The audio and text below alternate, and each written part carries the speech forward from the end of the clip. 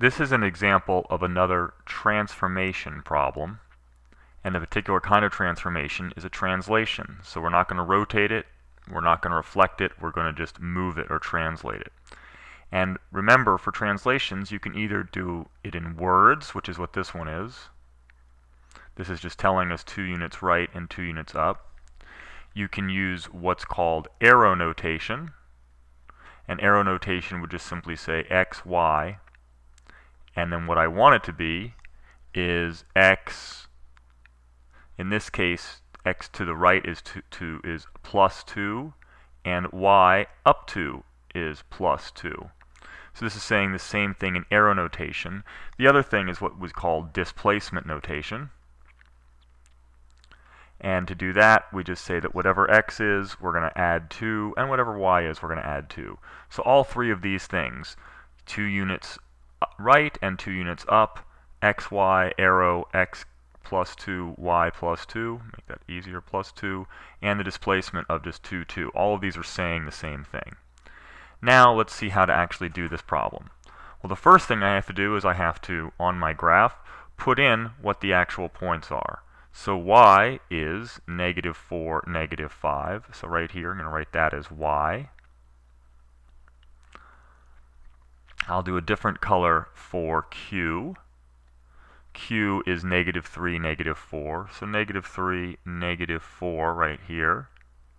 That's q. And then finally, for S, I have -3, -5. So right here is S. So here is my triangle, like that. Okay, now what this is telling me is I want to go 2 units up and 2 units, 2 units to the right and 2 units up. So we'll start with y. We'll go 2 units to the right, 1, 2, and 2 units up, 1, 2. So here's my new y, and we call this y prime to show that it's the different point, the point that has already been translated.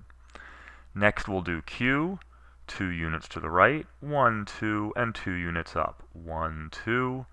Here's my new q. And finally s, 2 units to the right, 1, 2, 2 units up, 1, 2. So here's my new s. So that's s prime. Now I have to know what are these different points. So for y, y is -2, -3. -2, -3.